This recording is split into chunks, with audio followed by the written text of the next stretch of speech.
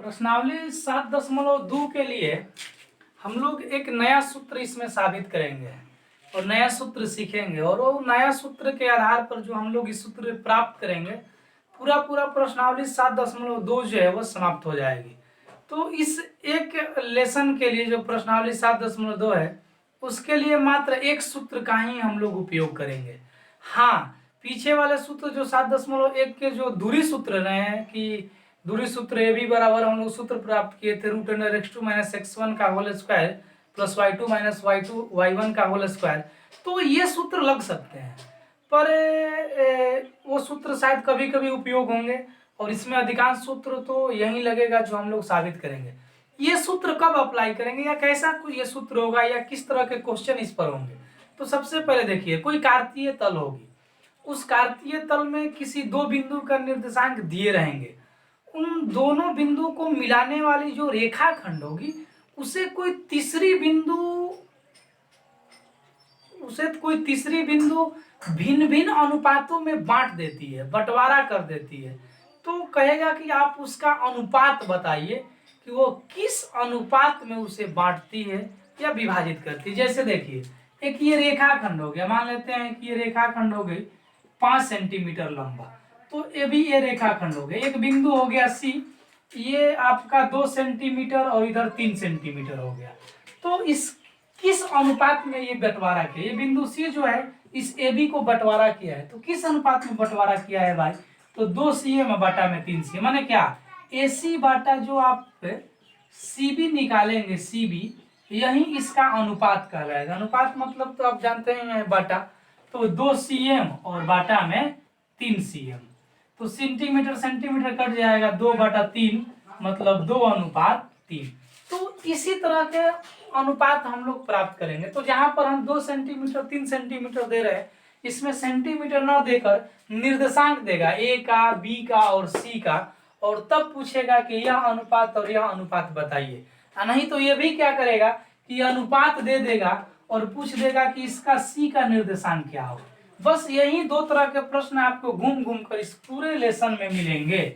तो सबसे पहले हम साबित करते हैं, देखते हैं कि क्या होता है। हम मान लेते हैं कि एक के ए बी रेखाखंड है। हाँ, ये कार्तीय तल है। इस कार्तीय तल में देखिए ये एक्स एक्सिस और ये वाई एक्सिस, इसमें ए बी एक रेखाखंड है जिसमें ए का निर्देशांक x1 y1 है और बी का निर्देशांक x2 y2 है। ये एक बिंदु सी है, आप लोग जो देख रहे हैं यहाँ पर, यह एक बिंदु सी है। यहाँ पर इस ए बी रेखाखंड को आप ध्यान से देखिए, एक बिंदु सी है। यह सी इस ए बी को m1:m2 में विभाजित करता है। जिस प्रकार हम यहाँ पर बताएं कि 5 सेंटीमीटर को क्या कर रहा था कि 2 और 3 2:3 में बंटवारा कर रहा था, उसी तरह हम 2 को मान लीजिए m1 कर दिए और 3 को m2 कर दिए। कोई कुछ भी हो सकता है, 2 3 के जगह अलग अलग हो सकते हैं, इसलिए हम यहाँ पर कोई वेरिएबल नंबर लिए हैं, ये आपका बदलने वाली परिवर्तनशील राशि लिए हैं m1 और m2। तो आपसे पूछा जाएगा कि सी का निर्देशांक बताइए, तो सी का निर्देशांक हम मान लिया कि xy है। ठीक है, एक काम करते हैं, अगर x1 y1 ए का निर्देशांक है तो इसको पकड़ के नीचे आएंगे, तो इसका अर्थ है कि यह दूरी x1 बढ़िया है, और यह इसको पकड़ के जाएंगे तो y1 होगा, तो यह y1 कहिए चाहे यह y1 कहिए, पूरा y1 है। इसी तरह से आप इसको पकड़ के नीचे आएंगे तो यह दूरी x हो जाएगी, क्योंकि x पर ये काटेगा, क्योंकि x निर्देशांक है। तो इधर जाएंगे तो y पर जाकर काटेगा, तो यह लंबाई और यह लंबाई, ये पूरी लंबाई y हो जाएगी। ये रेखाखंड यहाँ से लेकर यहाँ तक। और इसी तरह से x2 है, तो इसको पकड़ के नीचे आएंगे तो x2 पर मिलेगा यहाँ। इसका अर्थ है कि यह O से लेकर यह लंबाई x2 है और यह लंबाई y2 है। एक काम करते हैं, इसको हम इधर मिला दिए, इसको इधर डॉट लाइन से मिला दिया है। ठीक। अब देखिए यहाँ पर अगर हम बात करते हैं CN, जो CN है यहाँ पर है, ठीक, तो CN की लंबाई कैसे निकलेगी। देखिए, अगर CN मतलब क्या, यह लंबाई हमें चाहिए यह, तो अगर इस पूरा लंबाई में से इस लंबाई को हटा दे तो हमें EF मिल जाएगा, और EF ही तो CN है। तो हम इस पूरे लंबाई में से इसको हटाते हैं, तो ये पूरा लंबाई यहाँ से O से लेकर यहाँ तक x2 है, और इस यह दूरी x है, x2 में से x घटाइए। CM की लंबाई ढूंढेंगे, CM मतलब क्या, DF, आयत जैसा बन रहा है ना, तो CM ढूंढिए या DF ढूंढिए। तो क्या होगा कि इस OF में से अगर आप OD घटाते हैं तो आपको ये मिल जाएगा, ये दूरी। तो OF का मान x है और OD का मान x1 है, घटा दीजिए। BN की लंबाई अगर ढूंढनी है तो देखिए ना, BN यह है, ठीक। तो अजय CM हम ढूंढ रहे हैं ना, हम DF ढूंढ लिए, AM ढूंढ लिए। एक काम करते हैं ना यार, कि हम CM ढूंढ रहे थे ना, CM यह ना है, तो y में से ये पूरा पूरा y में से y1 घटेगा, वो यहाँ पर आइए। BN अगर ढूंढेंगे, अब BN किधर है, BN ये है, तो y2 में से आपको इस पूरे लंबाई में से इस लंबाई को घटानी होगी, y को घटाना होगा, अब काम चल जाएगा। एक AM हम निकाले थे यहाँ पर, AM तो निकालना पड़ेगा। AM को क्या करें, x में से फिर x1 घटाएंगे, चलिए ठीक है। अब आप ज्यामिति से पढ़िए, एक काम करते हैं, आप लोग जब फिजिक्स, आप लोग को जब आपके साइंस के टीचर पढ़ा रहे होंगे तो फिजिक्स में आप लोग सीखे होंगे, जब हम लोग लेंस सूत्र या दर्पण सूत्र साबित किए होंगे तो उसमें सीखे होंगे कि दो त्रिभुज किस तरह से समरूप होते हैं। हालांकि समरूपता तो पढ़नी है आपके अध्याय 6 में, जो मैथ के ज्योमेट्री है, लेकिन अध्याय 6 को आप लोग अगर नहीं जानते हैं अभी तक, तो आप उसमें भी समरूपता के बारे में पढ़े गए होंगे, दर्पण सूत्र पढ़ते समय और लेंस सूत्र, कि जब दो त्रिभुज समरूप होती है तो उसकी भुजाएं अनुपातिक हो जाती है। और समरूप होने के लिए कुछ शर्त भी आपको जाने थे कि तीनों कोण के बराबर होनी चाहिए, या कोई दो कोण के बराबर हो जाए तब पर भी हो जाता है। तो यहाँ पर ज्यामिति से देखिए कि त्रिभुज AMC है ना, एवं त्रिभुज, चेक कीजिएगा, ये त्रिभुज और ये त्रिभुज CNB समरूप होंगे। क्यों समरूप होंगे, ये तो आप या तो अध्याय 6 पढ़ेंगे तब मालूम चलेगा, नहीं तो अगर आपको याद है फिजिक्स के दर्पण और लेंस सूत्र के समय तो याद पड़ जाएंगे। देखिए ये 90 डिग्री, ये 90 डिग्री, तथा यह कोण और यह कोण संगत कोण है ना, और यह नहीं, यह कोण संगत कोण और यह संगत कोण, तीनों कोण के बराबर है। तो भुजानुपातिक होगी तो क्या क्या करें हम, बोलिए आप। हाँ, इसका आधार AM ले लेते हैं, बड़ी आराम से देखिएगा। तो इसका आधार CN ले लेते हैं, हाँ, इसका लंब CM ले लेते हैं, तो इसका लंब BN ले लेते हैं, ऐसा ही ना अनुपातिक आपको बताए थे। फिर इसमें ये कर्म जो था AC ले लेते हैं, तो इसका कर्म BC ले लेते हैं। चलिए अब मान बैठाइए, AM का मान क्या लाए हैं, x माइनस x1, सुंदर। CN का मान क्या लाए हैं, x2 माइनस x, और CM का मान क्या लाए हैं, CM का मान y माइनस y1, और BN का मान क्या लाए हैं, y2 माइनस y, और AC का मान क्या है बाबू, ओ AC तो M1 है ना, और BC क्या है, M2 है, तो आप लिख दीजिए M1 बटा M2। अब बारी बारी बराबर करेंगे, देखिए एक बार पहले को तीसरे के साथ, फिर दूसरे को तीसरे के साथ, ऐसे हम बराबर करके इसको देखेंगे। तो देखिए, तो x माइनस x1 बटा में x2 माइनस x बराबर M1 बटा M2, क्रॉस मल्टीप्लिकेशन कीजिए इसको इधर ले जाकर, x M2 minus x1 M2, इसको इधर गुना कीजिए, M1 x2 माइनस, जी यहाँ पर x ना है, माइनस M1 x। एक काम करते हैं, x को एक साइड ले आते हैं, x M2 plus M1 x, और आपको कुछ गड़बड़ है क्या इसमें, आप x को एक तरफ किए, M1 को हम लोग एक तरफ लाएंगे तो अच्छा रहेगा, देखते हैं। तो चलिए इसमें ठीक ठाक है। इसमें क्या करते हैं ना कि फिर आपको इधर से x को, इसको इधर लाएं, इसको उठाकर, तो इधर मिल गया M1 x2, और प्लस में क्या मिल जाएगा, M2 x1। तो हाँ, या फिर x1 M2 कीजिए, एक ही बात है, दोनों में से x का मान निकालिए। तो M2 प्लस M1 बराबर इधर क्या मिला कि M1 x2 plus M2 x1, और तो x ना कॉमन निकाले हैं, तो x बराबर क्या मिल जाएगा, M1 x2 plus M2 x1 बटा में M1 प्लस M2 लिखिए, चाहे M2 प्लस M1 लिखिए, चलिए, तो ये x का वैल्यू निकल गया। इसी तरह से हम यहाँ से y की वैल्यू निकालेंगे, दूसरे तीसरे को बराबर करेंगे। पुनः y minus y1 y2 minus y m1 बटा m2 गुणा कीजिए तो थोड़ा इसमें तो y m2 माइनस, एक मिनट, इसको इधर गुना कीजिए, m2y माइनस m2y1, इसको इधर गुना कीजिए, m1y2 माइनस m1y, y को एक तरफ ले जाइए, m2y इसको इधर लाइए, इसको इधर, m1y m1y2 प्लस m2y1। अच्छा, दोनों में से y कॉमन लीजिए तो आपको मिल जाएगा m2 प्लस m1, और इधर m1y2 m2y1। एक काम करते हैं, y बराबर क्या होगी, ये तो सीधे बटा में चल जाएगा, m1y2 m2y1 और बटा में m1 प्लस m2। तो इस प्रकार आपको निर्देशांक निकला इस c का, देख लीजिए c का निर्देशांक। अच्छा, निर्देशांक का चिन्ह ऐसे होता है, ट्रिपल इक्वल, है ना, 3 गो लाइन दे देंगे, ये निर्देशांक हो जाएगा। हम डायरेक्ट ऐसे भी लिख सकते हैं, c के निर्देशांक क्या होंगे, तो एक्स वाई माने हैं, और एक्स वाई के मान क्या क्या आ गया है ये आप रख दीजिए। देखिए x की वैल्यू इतना,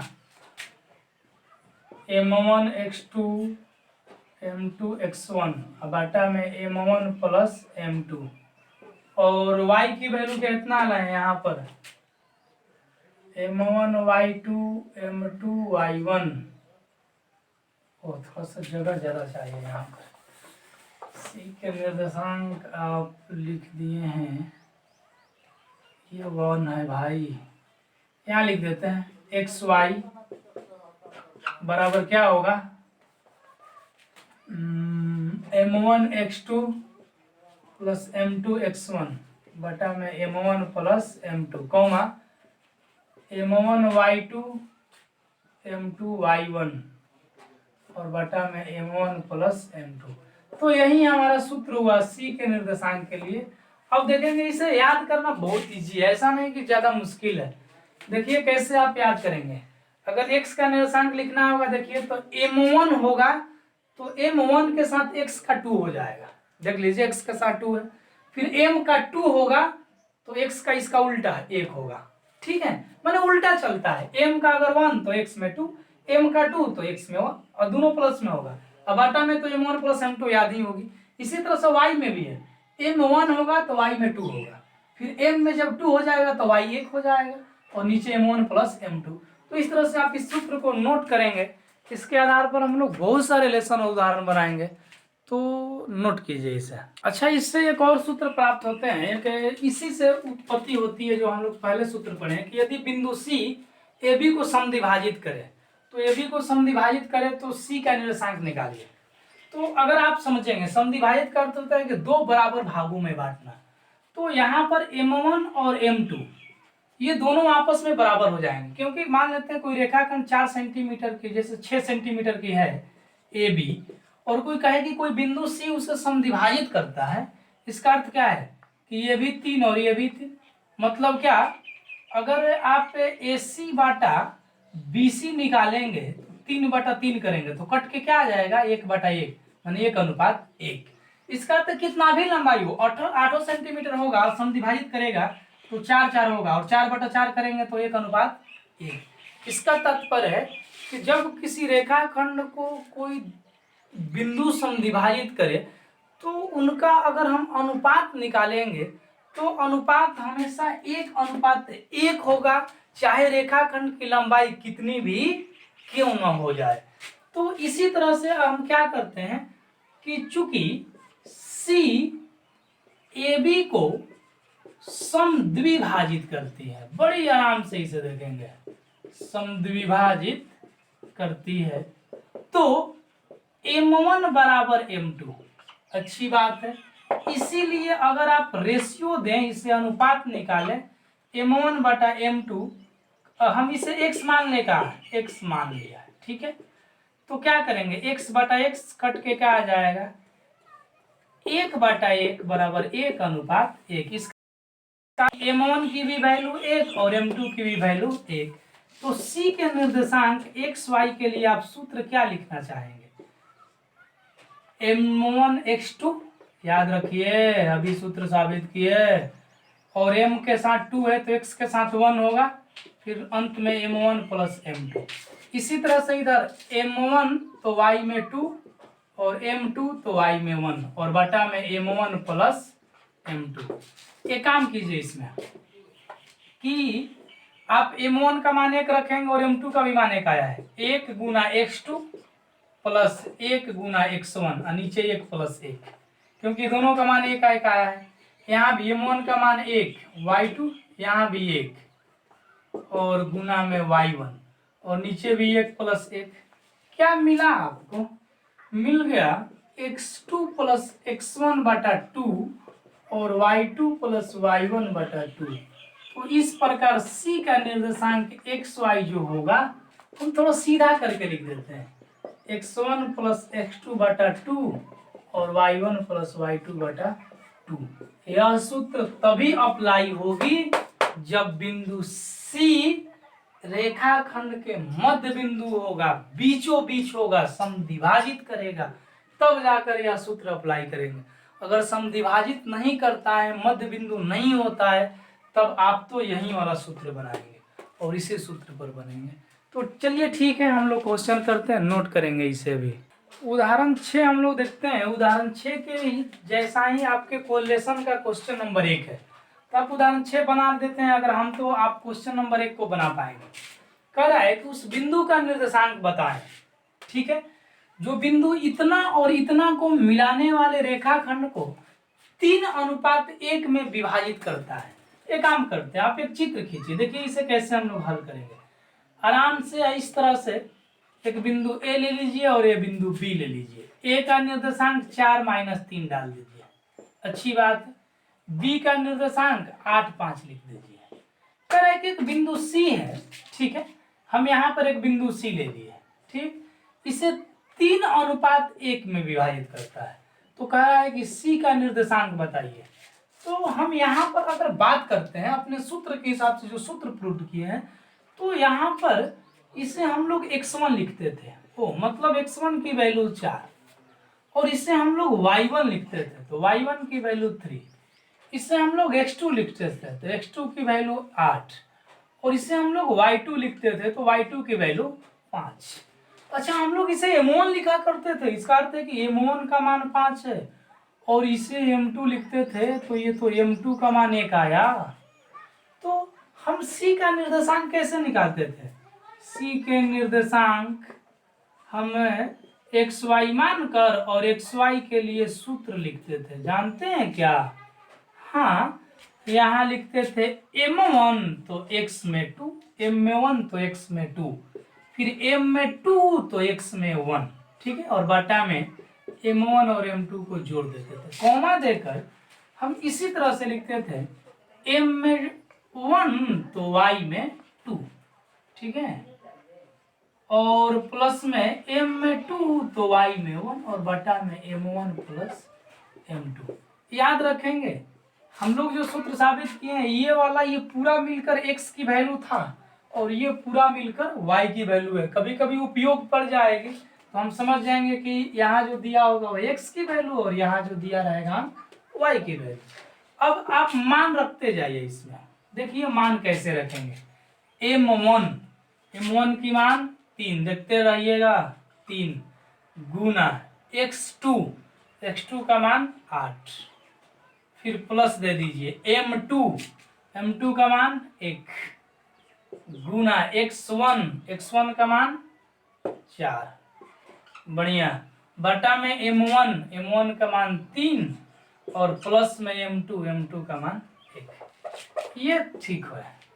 अब इधर आइए, m1 का मान 3 गुना y2 का मान 5 है, प्लस m2 का मान 1 है, और y1 का मान -3 है, ठीक, बटा में m1 प्लस m2, तो m1 का मान 3 और प्लस m2 का मान 1, ऐसे रख दीजिए। अब आप देखिए 18 का 24 और 1 4 में गुना होगा 4 और बटा में 3 है 4। इधर पंक्ति आई 15 और ये तो प्लस माइनस माइनस हो जाएगा, 1 3 में गुना होगा 3 और बटा में 4। तो यहाँ पर आपको देखने के लिए मिलेगा कि 24 और 4 28/4 और ये 12/4, तो 4 7 चलती है। तो इस तरह से 7 और 3 यही निर्देशांक को लास्ट में लिख दीजिए। अतः सी के निर्देशांक क्या 7 3 आंसर। तो क्या अब आपसे लेसन के पहला क्वेश्चन बनेंगे? बिल्कुल बन जाएंगे, कोई मुश्किल क्वेश्चन नहीं है। नेक्स्ट देखते हैं, नोट कीजिए। लेसन के जो दूसरा क्वेश्चन है वो दिया है कि बिंदु 4 - 1 और बिंदु -2 -3 इनको जोड़ने वाली रेखाखंड है, उसको समत्रिभाजित। समत्रिभाजित मतलब अभी तो आप लोग समद्विभाजित पढ़े हैं। समत्रिभाजित का अर्थ होता है, देखिए सम माने बराबर, त्रि माने 3 और विभाजित मतलब बंटवारा, है ना। अगर आप इसे संधि विच्छेद करेंगे तो सम प्लस त्रि प्लस विभाजित आएगा, मतलब 3 बराबर भागों में बंटवारा। तो वही कह रहा है कि सम त्रिभाजित मतलब 3 बराबर भागों में बंटवारा जो करने वाली बिंदु है, उन बिंदु का आप निर्देशांक बताइए। उस बिंदु का निर्देशांक जो है वह क्या होगा। तो सिंपल बात है, सुनिए। एक रेखाखंड ले लीजिए, जैसे मान लेते हैं ये बिंदु ए हो गया, देखते रहेंगे आप आराम से, और इसका निर्देशांक 4 - 1 और यह बी हो गई -2 -3, ठीक। इसे समत्रिभाजित कर रहा है, मैंने 3 बराबर भाग में बांट रहा है। तो मतलब मान लेते हैं यहाँ एक बिंदु हो गया पी और यह बिंदु हो गई क्यू। अब 3 बराबर भाग में जितना यह उतना ही यह उतना ही यह, ठीक है, समत्रिभाजित हो गई। तो आप पी का निर्देशांक बताइए और क्यू का निर्देशांक बताइए, बहुत इजी है ना। आराम से लिखेंगे कि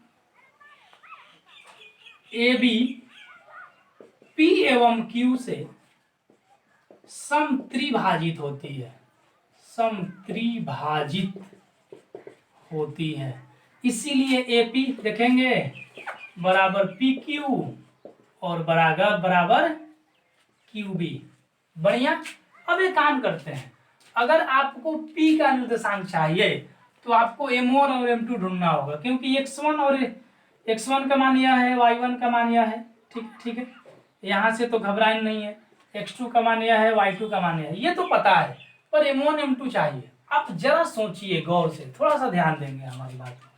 हमें P का निर्देशांक चाहिए, तो हम AP और PB इसे हम लोग लेकर चलेंगे। मान लीजिए क्यू नहीं है, एपी का मान यही ना चाहिए जी।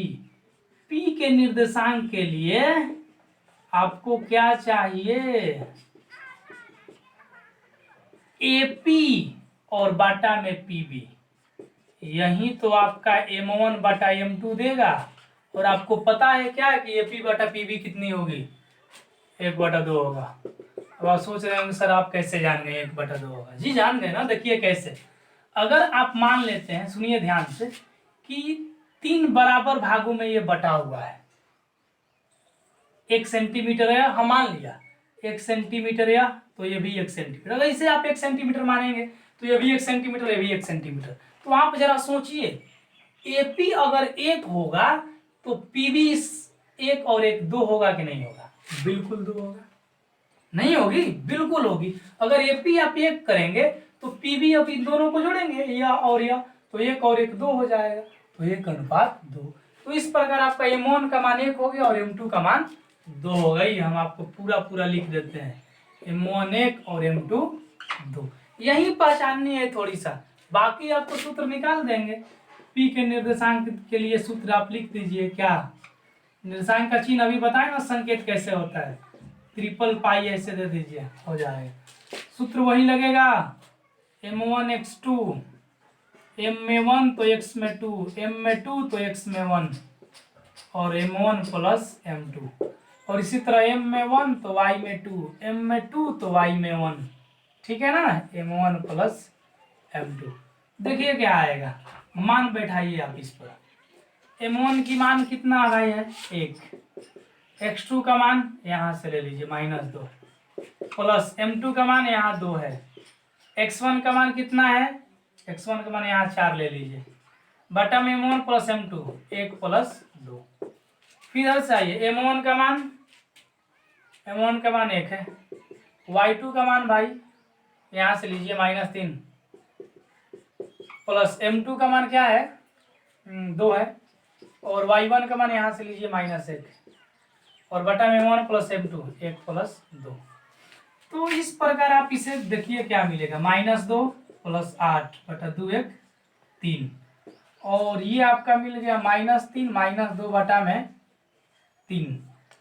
तो ये तो घटेगा ना जी, तो 6 बटा 3 और ये -5 बटा 3, ये तो कट जाएंगे, 2 और -5 बटा 3। चलिए P का निर्देशांक मिल गया।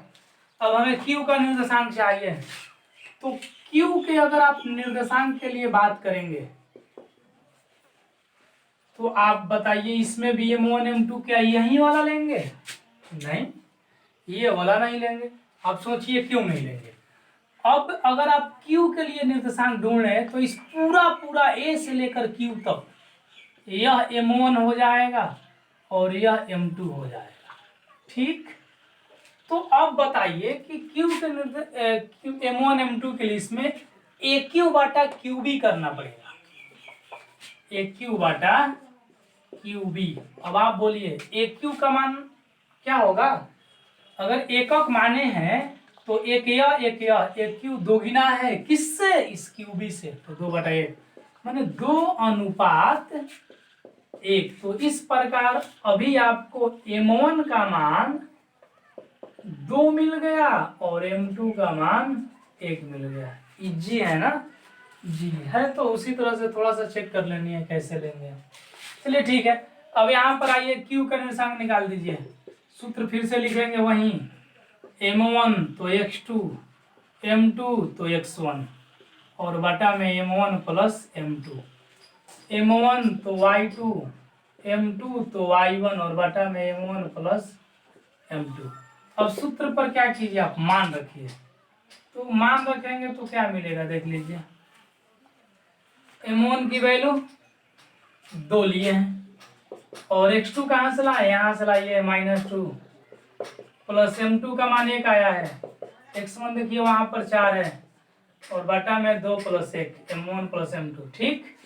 m1 का मान 2 और y2 का मान जी आया है, y2 का मान -3 प्लस m2 का मान 1 है और y1 का मान -1 है और 2 प्लस 1। यहाँ से आप देखेंगे तो -4 और +4 और ये 3, ये -6 और -1 बटा 3, तो 0/3 और ये -7/3। तो आपको ये 0 3 से 0 भाग देंगे तो 0 -7/3। ये Q का निर्देशांक रहा। अतः दोनों निर्देशांक को एक जगह आंसर में लिख दीजिए। अतः P का निर्देशांक क्या कहलाए हैं आप यहाँ पर 2 -5/3 और Q का निर्देशांक 0 -7/3। तो यही आपका आंसर हुआ। तो आप लोग इसे नोट करेंगे इसके ही जैसे, फिर या फिर आगे उदाहरण भी आप बनाइए ना। देखिए ना, हम एक आध क्वेश्चन और देखते हैं।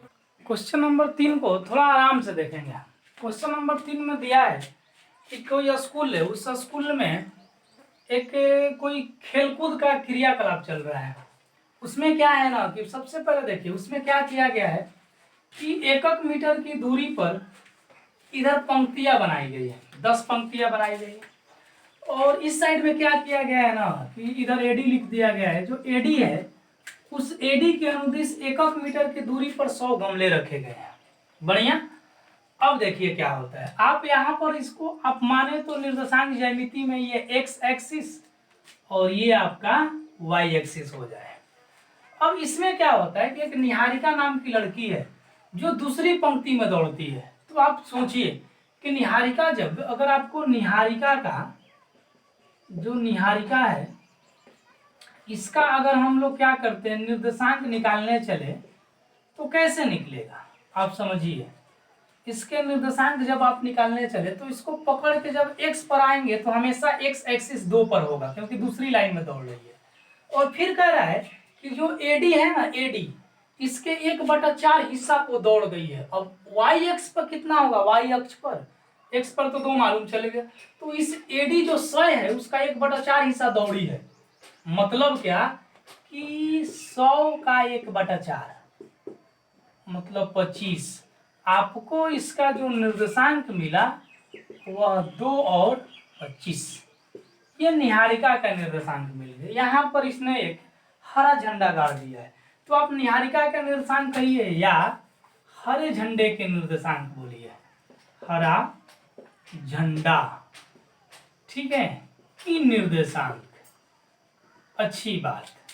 अब क्या करता है कि एक प्रीत नाम के हैं, वो बेचारे 8वें पंक्ति में दौड़ता है और वह जाकर एडी के 1/5 भाग में लाल झंडा गाड़ता है। तो लाल झंडा के है ना, ये ग्रीन झंडा गाड़ दिया और ये रेड झंडा। तो लाल झंडा के अगर आप निर्देशांक देखेंगे तो देखते रहेंगे कैसे होगी। इसके लिए आप क्या करेंगे कि ये एक्स एक्सिस पर हमेशा 8 में आएगा, और एडी का जो ये कितना दौड़ा है वाई एक्सिस पर भाई, तो एडी का 1/5, तो एडी कुल 100 है, तो 100 का 1/5 कितना मिलेगा, आप ही बोल दीजिए, 8, 20। ये निर्देशांक हुआ। तो कह रहा है कि इन दोनों के बीच की दूरी क्या है, तो आप जरा यहाँ पर सोच लीजिए ना, यह G मिल गया और यह R मिल गई। G की निर्देशांक 2, 25, यहाँ लिखते हैं, यहाँ 2 और 25, और इसका निर्देशांक 8, 20। आप बताइए कि इन दोनों के बीच कितना दूरी होगा, तो दूरी सूत्र से निकालेंगे तो GR बराबर √x2 - x1 का होल स्क्वायर और y2 - y1 का होल स्क्वायर। भाई ये x1, ये y1, ये x2 और y2, तो x2 - x1 8 - 2, 8 - 2 का whole square plus y2 - y1 20 - 25 का होल स्क्वायर। ठीक, तो इस प्रकार आपको मिल गया 6 का स्क्वायर - 5 का स्क्वायर, तो आपको 36 और 25 कितना आएगा, 61 इकाई।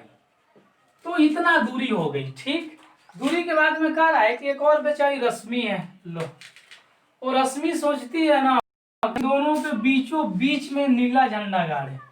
यहाँ पर मान लेते हैं बीचों बीच हो गया, तो नीला झंडा ब्लू लिख देते हैं। तो बीचों बीच में जब डालेगी तो तो M1 और M2 का मान 1:1 आएगा, क्योंकि मध्य बिंदु है ना। तो लिख रहे हैं कि रश्मि क्या कर रही है कि नीला झंडा GR के बीचों बीच गाड़ना चाहती है। ठीक है, चाहती है, अतः क्या B, जो नीला झंडा B है, वह GR का मध्य बिंदु होगा। तो फिर B का निर्देशांक क्या होगा, मध्य बिंदु को पढ़े हैं x1 + x2/2 और y1 + y2/2। तो भाई चेक कीजिए ना, x1 की वैल्यू 2 और x2 की वैल्यू 8, 2 + 8/2, और यहाँ पर y1 की मान कितनी, 25 और ये 20 और बटा में 2। इस प्रकार आपको मिल जाएंगे 10/2 और ये 45/2, ये तो 5 आ जाएगा। मतलब क्या कि 5 और ये 45/2 को करेंगे तो 22.5। आप इसका अर्थ समझ रहे हैं, इसका अर्थ है कि 5वीं लाइन में जाएगा, ये x की वैल्यू है ना, और ये क्या y की वैल्यू है, तो 5वीं लाइन में दौड़ेगी ये। ठीक है, और एडी की तरफ 22.5 मीटर दूरी पर रखेगी। बढ़िया, तो आराम से लिखेंगे नीला झंडा है ना, 22.5 वाई का मान है और वाई एडी का निर्देश है। ठीक है, नीला झंडा 5वीं पंक्ति में, ठीक है, ठीक है, 22.5 मीटर की दूरी पर गाड़ी जाएगी। तो इस तरह से ये आपका आंसर है, इसे आप लोग नोट करेंगे। हम नेक्स्ट एक प्रश्न देखते हैं। क्वेश्चन नंबर 4 देखिए। क्वेश्चन नंबर 4 में दिया है कि बिंदु -3, 10 और 6, -8 को जोड़ने वाले रेखाखंड को एक दूसरा बिंदु है जिसे करे कि वो किस अनुपात में समद्विभाजित करेगी। मतलब क्या, देखिए इसका कहने का अर्थ क्या है। क्वेश्चन करे कि दो बिंदु है, एक यह बिंदु ए है -3, 10, एक दूसरी बिंदु बी है 6, -8। एक अन्य बिंदु सी क्या कर रहा है ना, जैसे मान लेते हैं ये बिंदु सी है, इस सी का निर्देशांक दे दिया गया -1, 6। अब कह रहा है कि किस अनुपात में विभाजित करेगा, मतलब m1 और m2 का मान बताइए।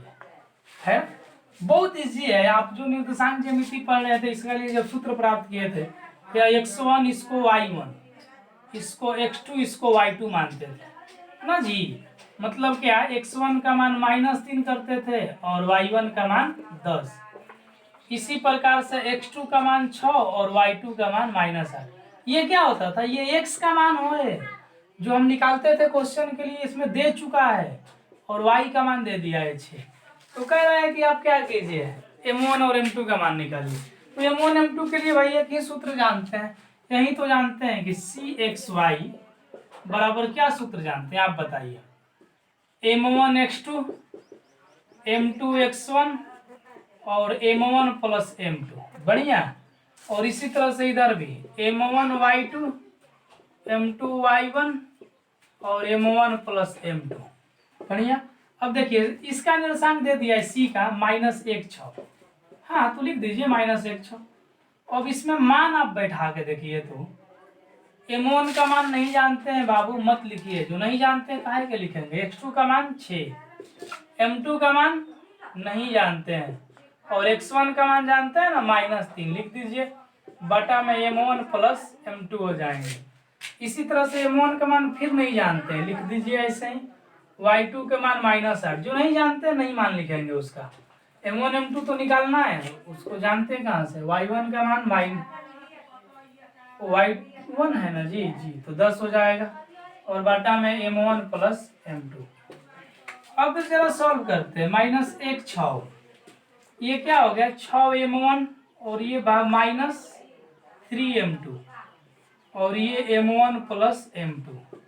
इधर से -8 m1 और प्लस 10 m2 और बटा में m1 प्लस m2। अब आप सोचिए, आपको हम उसी समय बताए थे कि यह पूरा मान x का मान होगा, x का मान यह, मैंने यह इसके बराबर और ये इसके बराबर। आप किसी एक को किसी एक के बराबर कीजिए, जैसे इसके पहले के बराबर कीजिए, इतना ही में आपको आंसर आ जाएगा।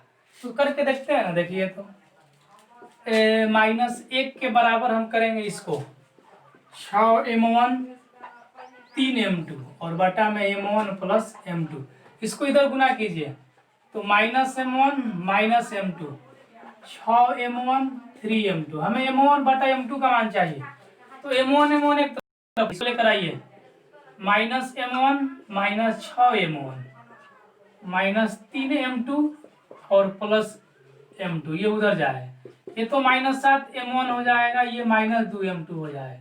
हमें m1 बटा m2 चाहिए, तब ना अनुपात कहलाएगा। तो m1 और बाटा में लेकर आइए m2, तो -2 ये गुना में है तो -7 बाटा में कट जाएगा, 2/7। तो इस तरह से m1 अनुपात m2 का मान मिल गया है ना, बटा मान अनुपात, इसे भी अनुपात मिल गया 2:7। ये हमारा आंसर है। अच्छा आप सोच रहे होंगे सर इसके बराबर नहीं कर सकते हैं क्या, उसको करके क्या करेंगे बीच, बिल्कुल आप 6 को भी इसके बराबर कीजिएगा ना, तो m1 और m2 का मान 2:7 आएगा। वो आप करके चेक कीजिए। अगर आपसे नहीं आते हैं तो फिर हमें बताइए, हम दोबारा आपको करके दिखाएंगे इसको इसके बराबर, और इससे भी उतना ही आंसर ले आएंगे 2:7। तो इस तरह से आपको जो उदाहरण 4 है इसके ही आधार पर, नहीं ये लेसन का 4 है, इसके ही आधार पर एक उदाहरण में भी मैथ दिए गए हैं, आप उसे खुद से सॉल्व कीजिए। और देखिए इसके जो बच गए प्रश्न जो बचे हुए हैं वो नेक्स्ट क्लास में आते हैं, सबसे पहले आप उसको अपने खुद से कीजिए, है ना, तब जाकर आप वो नहीं आते हैं तो फिर अगले दिन हमें बताइए, हम उसे बनाते हैं। आप खुद से करेंगे तो बहुत बेहतर होगी, और नहीं बनते तब आप क्या कीजिए, वीडियो देखिए। तो चलिए ठीक है, नोट करेंगे इसे, हम लोग नेक्स्ट दिन मिलते हैं।